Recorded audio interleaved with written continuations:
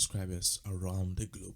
Now, this morning we've been struck by a very sad news. Now, this particular news is very sad because the person I'm about to talk about, he is a very popular man of God. He resides in Nigeria and he's been known in the ministry for so. If you've been an ardent follower of Christ and also African churches, you realize that TB Joshua is no exception to the pastors who have the name, the fame, the power, and also the acclamation that he indeed is the real man of God. Today we woke up to a very sad news. The news reaching our doorsteps indicates that TB Joshua currently, as I'm speaking to you, is not part of us again, and as he has indicated several times in his various sermons that whatever lives dies, and just as the Bible says in Ecclesiastes that there's time for everything, a time to be born and a time to die. He believed that one day God will call upon him, but until then he was poised on doing the ministry and also doing what God told him to do, healing the sick, preaching, and also casting out demons. Now, the mystery surrounding this particular man's death have brought a whole lot of hearsays, and also make people wonder what really happened. It has raising a whole lot of eyebrows. That the question that people are asking is, how did this happen? TB Joshua was an energetic pastor. I wouldn't say his age is too low. He's 57 years, just 3 years for him to be 60 years. But then people are wondering what could have happened, what could have triggered this man of God. And also the big question here is, how come this man of God, as you can see on the screens, who is known for casting out demons, healing the sick, doing a whole lot of things that according to him God have told him and God uses him for, he couldn't see his own death. Now the other question is, how can Bishop TB Joshua also, who have been prophesying about things, nations, elections, outcomes, and a whole lot of things, could not see this particular doom which was near his doorstep? And the other question, the big question, of course, is how come he couldn't heal himself?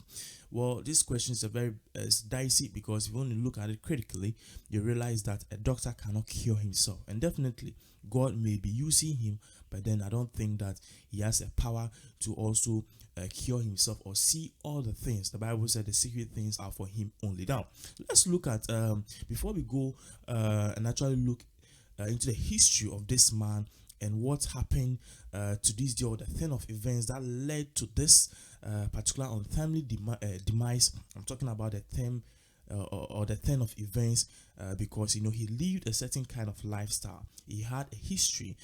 He was involved in a whole lot of things. I wouldn't say these are bad things, but then these are things that he lived up until his death. Before we go on and give you more details about his history, we want you to look at this on the screens. This is a message which is coming from his church, which is the TB Joshua Ministries on Facebook. We want to read a little portion for you where the church confirmed that indeed TB Joshua is dead. Now, as you guys can see on the screens, this is a post that was posted on his official Facebook handle just 1 hour ago. It is a lot, so let me start reading. It's a Prophet TB Joshua, June 12th, 1963 to June 5th, 2021. Now, this particular Facebook post, actually the detail heading here is that they've written his name and they've also given a timeline, the time where he was born and the time that he died. So it clearly signals a message that there's doom coming. He said here, or they posted, I believe this was posted by his church, the management of his church. They posted that surely the sovereign Lord does nothing without revealing his plan to his servants, the prophets. That is Amos chapter 3 verse 7. On Saturday 5th June 2021, Prophet TB Joshua spoke during the Emmanuel TV partners meeting, and he said there's time for everything, time to come here for prayer and time to return home after the service. God has taken his servant TB Joshua home as it should be by divine will. His last moments on earth were spent in the service of God. This is what he was born for, lived for, and died for. As Prophet TB Joshua says, the greatest way to use life is to spend it on something that will outlive it. That's a very powerful statement. TB Joshua leaves a legacy of service and sacrifice to God's kingdom that is living for generations yet unborn. That is living for generations yet unborn. The Synagogue Church of All Nations and Emmanuel TV family appreciate your love, prayers, concern at this time, and a request of time of privacy for the family. Here are TB Joshua's last words: watch and pray. On life for Christ is all we have. One life for Christ is so dear. And as you can see, they posted a picture of him, Prophet TB Joshua, June 12, 1963, June 5th, 2021, and they posted this some few, that's just 1 hour ago. All other these things are pictures that they posted of his service, 14 hours ago. But this is the whole thing that is in. There's the whole thing that is the message that actually confirms our claim. Now, there's been questions. As I said earlier on, questions about the mystery surrounding this particular man's death. And of course, the number one question here is, how come he did not see this? Remember, TB Joshua has recently been in the news. Let's start from his recent happenings, then we dive into his life story and what led to this. TB Joshua has been in the news for some time now. You remember, last year he came out with a prophecy saying that he believed Donald Trump was going to be the president of the United States. He was going to win a second term. Many men of God believe or prophesied Donald Trump was still going to be in power, basically because of his anti-LGBT rhetoric or anti-LGBT stance. I wouldn't say it's a rhetoric, forgive me, stance, because everybody has a right to believe and not believe in something. So TB Joshua obviously believed that Donald Trump is a product from God, but then he gave conditions. So after the 2020 general elections and Donald Trump lost, the question came: you've prophesied about a whole lot of things. So in regards to this particular prophecy that didn't come to pass, does it mean that the election was rigged, or perhaps your prophecy was false? He came under intense scrutiny. And then later he came to give a whole lot of things and a whole lot of suggestions in regards to that case. Now, fast forward, before when COVID came, he didn't prophesy COVID was going to come. But when COVID came, he actually came out and said that COVID was that was the early days of January, February, the early days of February 2020, getting to March. He came out to say that coronavirus was going to leave, or was going to be out of the system, was going to vanish somehow mysteriously from the planet in 1 month or in 4 weeks time. That didn't happen.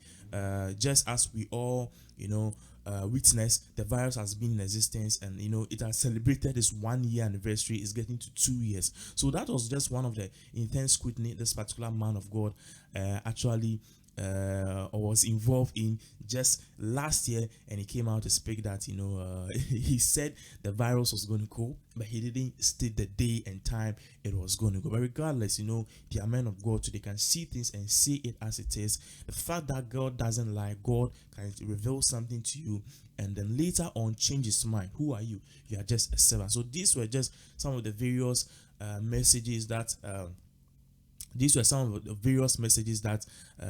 now, just a quick one before we take leave of you. I've been reminded by my team that TB Joshua gave actually 2 accounts in regards to the 2020 elections that the US had. There was one account that he said that if Donald Trump had not or did not take security issues seriously, or the US security issue seriously, he didn't make any decisive decisions which will help the US in terms of security issues, their military confrontations in Iraq and engagement. It's going to affect his bid. And also if he did not deal with the current racism which was ongoing last year just before his election. Remember the man who died, where the policeman in Cincinnati put his leg on that particular man. We all know the story of all of these things.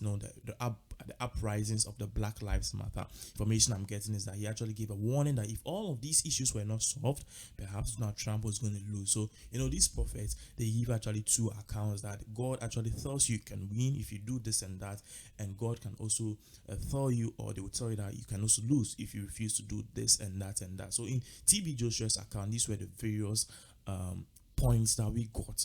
That was George Floyd. He's the black man who died, that actually brought about this whole Black Lives Matter thing. So in TB Joshua's account, or on his account, we had 2 disparaging views from him, which was a caution and also a warning, and also something to Donald Trump, that he can win, he can lose, but he gave conditions. But regardless the case, I believe at the end of the day, one of his prophecy came in, because I don't know, God knows best. And as he said, God, as Christians, God knows what he does, and things wouldn't always go our way, but we need to accept it. Here in Ghana, TB Joshua is also known. He's known for his powerful manifestation. He has a lot of branches here in Accra. Aside from that too, he's also known for praying for many huge people. Talking about huge people, influential people like presidents, like footballers, like celebrities. We've seen Jim Iyke at his church recently. We've seen Ghanaian President John Evans, the late Ghanaian President John Evans, Fifi Atamos visited his church on various or some on some account just before his death. Many men of God, or presidents, past presidents in Ghana even have a close contact with him, where they call him for prayers and a lot of things. Not just Ghanaian president, Nigerian president, I believe. Good luck Jonathan and all the others have also been there. Kenyan President Uhuru Kenyatta, and also President Yaya, forgot his battery or something. All of these people, together with footballers that have gone there, celebrities who have been to his church to receive deliverance, counseling, or perhaps listen to preaching. So he's known for these things. His ministry is one of the biggest. In fact, according to Forbes, he's the third richest pastor in Nigeria. He started this ministry a long time ago, and it's very rich. I think because of time, you have to leave it here. We'll give you a detailed history about his life, how he rose out. You don't know, this man, at a very young age, when he was just a young boy, he lost his father, and life turned from the rich to poor. His life history turned from rich to poor. At a point in time, he had to go and work with Ghanaians at a certain poultry farm. The list goes on and on. Because of time, I'm pressed with time. I'm going to leave it here. All I would say is that as Christians, we need to actually know, or we need to know, that what is born of a man actually dies. Whatever has life in it, one day that life will leave. And as the Bible says, there's a time to be born and a time to die. The fact that he's a man of God, that doesn't mean he had the power, or he had all the effrontery to cure himself and see everything, or all the dangers which were coming towards him. He was just a vessel of God, and as a vessel of God, you've been mandated to do something for a period of time. So God knows best, and he himself understood, as his church indicated, in his last final moment, he spent it with the church, and he believed that is God's doing, because he knows what he's doing, and he is at a better place. As Christians, we believe if you follow the footprints of God, when you die, you will be in his bosom. We'll give you more details, and let's also put it and clarify here that we want to extend our condolences and our sympathy to all the Squan family. Yes, TB Joseph's Church, TB Emmanuel TV crew, and everybody. We want to say, this is a hard time. We say we sympathize with you. Our condolences to you and all the church members. This should be a signal to you that pastor is gone, but that doesn't mean that it ends there. We still have to press on with the ministry, and what's more, we need to know that one day we will leave. So what matters is the life we live, and then certain things we do on this earth just before our passing, because nobody knows the day we will go. Just as the Bible said, you can actually when you come to this world, you know how to live your lifestyle, but you can never tell how you die and when you die. And that is the sad part. I'll give you more details into all of these updates in the upcoming episode. Thank you so much for watching.